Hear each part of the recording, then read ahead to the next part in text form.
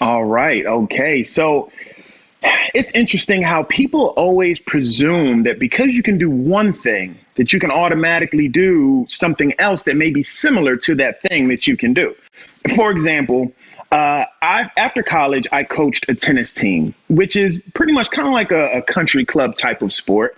And because I coached a tennis team, they approached me to coach golf lessons.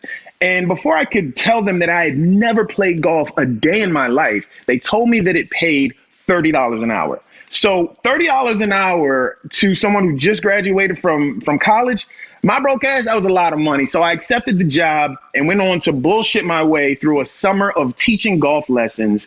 And I'm sure I ruined everyone's game who was in my class. That was bad. But this wasn't anything new. This started even back in high school, where people would assume things based on other things that you were able to do. In high school, I was on the football team. I was actually the captain of the football team. I was the man, jersey number 5, wide receiver. I could catch anything.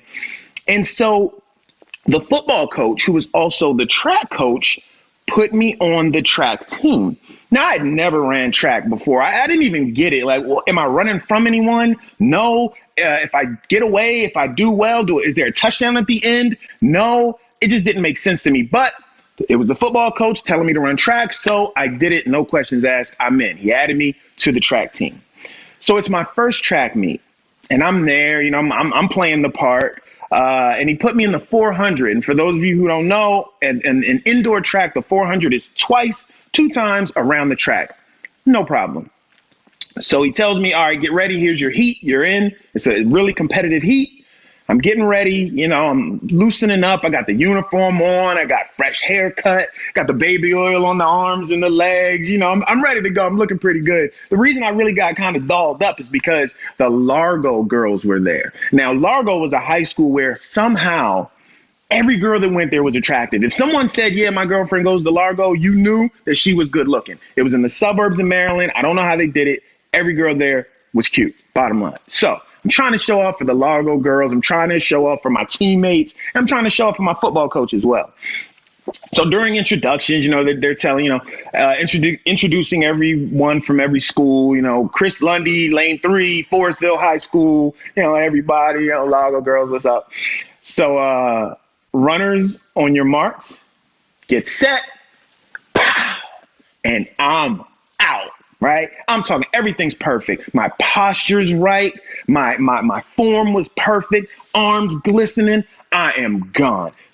Around the first curb is where my teammates were, and they're going crazy. I'm feeling good. Hit the straightaway. I'm really on it now. I get a little peek behind. No one's even close. I'm smoking everybody. First time out, and look how well I'm doing. There's 3 thoughts I have. 1, I'm the man.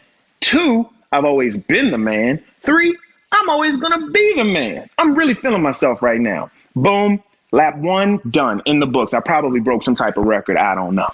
Here's lap 2. Coming around. I'm starting to get a little tired, but, here's where the heart comes in and you're still pumping. I take a look back and they're a little closer, but I still got a really good margin on them.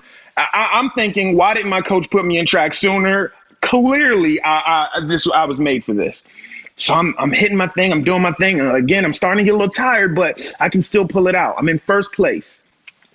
I approach that finish line. Again, teammates going crazy. I know I'm impressing the Largo girls. I get to the finish line, cross it. Boom. I'm done. Where's my medal? All of a sudden, my coach comes out of nowhere. Get your ass going. Go, go, go. I'm like, what the hell are you talking about? I got 2 more laps to go because he didn't put me in the 400. He put me in the 800, which means 4 laps, not 2. Now, keep in mind, I was already tired. I'd pretty much given everything that I had doing these 2 laps, or what I thought was supposed to be 2 laps, and giving it my all. No wonder I was smoking everybody so bad. And I later found out that my teammates, they weren't yelling at me to, hey, go, Chris, you're the best. They were yelling at me to slow down, to pace myself like the rest of the group was doing. So I'm on lap 3, and I'm exhausted. The crowd is passing me on my left, on my right. I'm starting to, my lungs are starting to burn. my left leg is doing fine as it's running, but my right leg isn't really cooperating as much. I'm begging it to just imitate what the left leg is doing. Use it as a template. We can do this. I'm trying to think of things to encourage myself, but it's just not working. I'm getting past everybody. Bladensburg High School, Central High School, Potomac. They're just passing me. I am dying, but I can't stop, right? Pride is kicking in at this point.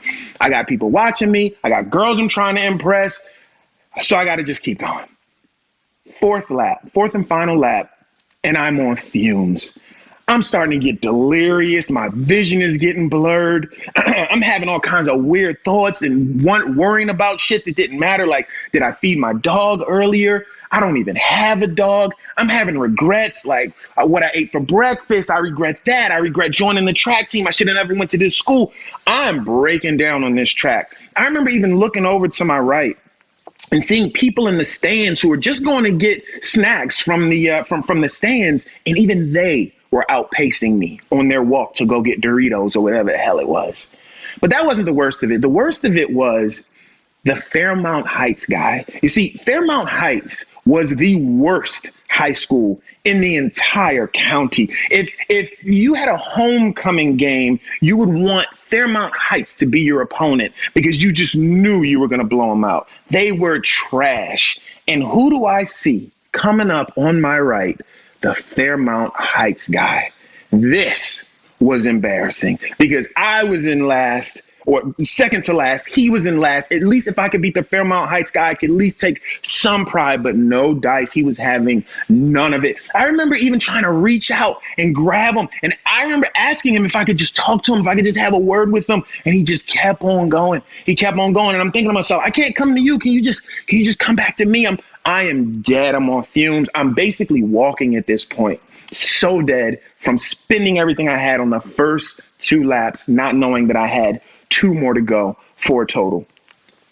So I crossed the finish line. I fall out. They basically had to drag me off because while I was still finishing my race, they were preparing for the next heat. It was completely embarrassing. So embarrassing that I knew right there and then I had to quit. So the very next school day, I go to my coach's office and I'm ready to tell him, I'm sorry, I got to quit. He was the type of coach that didn't let anyone quit, right? You never give up. You got to fight to the end. So I knew it would be difficult to convince him that it just wasn't for me. So I knock on the door, I come on in and I'm like, Coach, listen, I appreciate the opportunity, but I got to tell you, this track thing isn't for me. I'm sorry. And he goes, okay, yeah. It was the fastest acceptance of a resignation letter that I'd ever seen in my fucking life. I could tell that if I didn't quit, he was going to cut me. And that was the last time I had ever run track. As far as track goes, I was out. Thank you.